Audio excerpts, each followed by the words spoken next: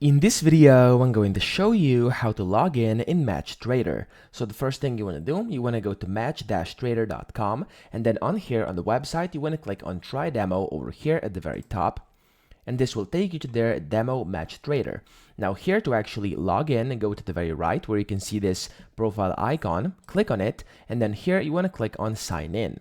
Now here you can either open a live account in case you don't have one yet, but if you do, you can just click on sign in, which is basically the login page. So when you click that, as you can see over here, you can sign in to MatchTrader with your email and your password and just click on the sign in, which will basically log you in. You can also sign in the mobile app in case you want to do that too, or you can just sign in with Google or Discord depending on which option you chose to begin with. Okay, so if you don't have an account, of course, you can also click sign up here, and then this will take you to a website where you can essentially create your account, put in your email, password, and then you can, of course, sign up or just use Google or Discord. This will work as well. And after you do this, you'll be able to simply sign in with your account, and then you are good to go. So that's pretty much it. I hope this video helped you out. If it did, please subscribe to the channel and help me out as well.